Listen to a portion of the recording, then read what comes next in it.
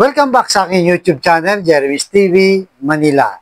Shout out po sa mga Iskonians, sa mga worldwide Iskonians na patuloy na sumusuporta sa ating channel. Thank you very much po at mabuhay po kayong lahat. Alright, so topic natin ngayon po today sa video, Mayora, kayang talunin itong si Boss Y ayon sa kanila dahil dikit na daw ang survey. Yan guys, yan ang ating pag-uusapan ngayon. Dahil may lumabas nga daw ng bagong survey. Diba? Na kanilang sinasabi. Actually, sabi ng Asenso Manileño mismo sa kanilang page na fake news daw yung lumabas na 72.1% ni Yorme. So, saan ba galing yun? Kung maalala nyo, ito yung binlog natin ayon sa PhilData Trends, di ba? Yan, yung nakikita nyo kung yan. So, lumabas po kasi dyan, Isko Moreno, 72.1%. Spambi, 13.5%. Hani Lacuna, 12.3%. At Raymond Bagatsing, 1.4%. So, yun ang lumabas nung nakarang araw, di ba? Na vlog natin.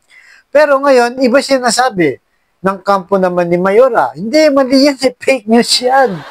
Hindi yan. Beatable na. Itong si Yorme, kaya nang talunin nitong si Mayora. Ang sabi dito, up to 31% na kami. Yan na yung, ayon sa kanila, ang survey daw ay 31% na. So ngayon, ano naman yung kaya Yorme? At ayon din sa kanila, ito daw talaga yung survey ngayon. Itong si Yorme, ayun o, HKPH, Public Opinion and Research Center, Asia Research Center, 2025 election, Manila City Mayor. Sabi dito, Moreno Isko, 46%, Lacuna, 31%, at Sam Versosa, 15%. Undecided, 8%. Isko, Lacuna, Versosa, Populism, Continuity, and Change in Manila Race. So, yun daw po. Diba? Yun daw ang talagang lumalabas sa survey. Eh, samantalang ano ba yung mga lumalabas sa survey, di ba?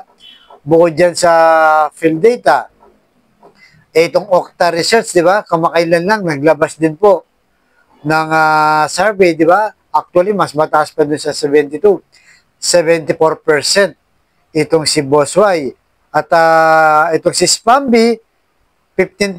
So, yung kanina, parang hindi gumalaw yung kay Spambi, no? At yung kay Mayora, 9%. Sobrang baba. Kaya siguro, parang sinasabi, hindi, mali yan, fake news yan.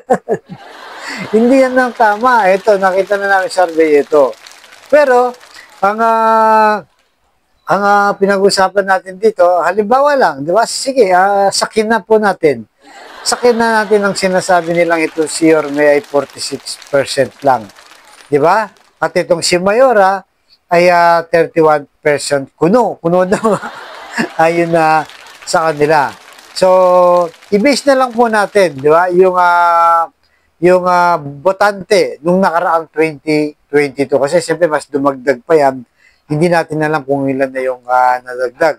Kasi nasa COMELEC naman po yan. So sabihin natin nung 2022, ang bumoboto sa Maynila ay 1.2 million po. Total ng voters sa Maynila. So sabihin natin itong si Yorme. Di ba? Ayon sa kanila, sa kinaan natin, ayon sa kanila ay 46% ng 1.2 is 552,000. Yan, malinaw po yan, di ba? At ito namang si Mayora, 31% daw. Sakin natin, sige, 31 ka na. Eh, ilan naman yan? 372,000. Di ba? So, talagang sinasabi nila, dikit daw. At itong si Spam Versosa, 15% na 180,000. Ngayon, ang tanong, magkano ang diferensya, di ba? O difference doon sa 552,000 na 46% ni Yorme versus kay Mayora na 372,000. Ang total po niya beatable is 180,000. So tingin niyo po ba Madaling habulin yan. Sa local lang to, hindi naman to national. Sa local, yung 180,000, mahirap na po yung talunin. Pero sabi nila, beatable na, beatable. Naniniwala sila sa kanilang sarili na kayang talunin itong si Yorme. Kaya talagang ano na lang to, fighting spirit na po ang umaandar sa kanila. Kaya ayaw nilang napapatalo. Pero ganun pa man, di ba? Sila na mismo ang naglabas ng survey, lamang pa rin naman si Yorme. Pero, di ba? Palakpakan. Walang-wala pa rin sila. Talo pa rin sila, di ba? Kasi 46 to 31, ang layo, almost ano yan, 10 yan, di ba? 15 na, ilan ang lamang yan? Halos sa 15% ang lamang. So, 180,000 na i-convert natin sa boto, ay hindi na po talaga kakayanin. Kaya mali, di ba guys? Mali at sablay yung sinasabi ng Asenso Manileño. Pinapalakas lang nilang loob nila guys, di ba? Di ba mga kaiskonyans? Makita lang natin, di ba, sa dami ng tao, kapag umiikot po itong ating si Boss Y, kung saan-saan, hindi ba sobrang dinudumog siya ng tao? Di ba? Pero pag si Mayor ang umiikot, parang wala lang, di ba? Nagkakahiyahan lang, kaya may magsiselfie sa kanya, may kakaway, siya pa mismo ang lumalapit. Pero itong si Boss Y, pag umiikot sa iba't ibang parte ng Maynila, talagang halos hindi makalakad. Naghihiyawan ng mga tao, tumitili, di ba? Papa-selfie, kinakamay, niyayakap. Meron pa minsan na umahalik kay Boss Y, mga hindi mapigil ang kanilang sarili. Talaga namang doon pa lang po, makita natin na sobrang layo ni Mayora. Kumaga ngayon, nagpapalakas lang sila ng loob kasi talagang kulelat sila. Hindi sila makausad-usad. Talo nga sila ni Spambi, di ba? Dito lang natin nakita sa kanilang page, di ba? Na mas lamang pa si Mayora kaysa kay Spambi. Pero lumalabas, di ba? Kahit sa Okta, di ba? 15% itong si Spambi at itong si Mayora, sobrang layo na po. Kaya nga lagi ko sinasabi, di ba? Mga kaiskonyans, incumbent na itong si Mayora, di ba?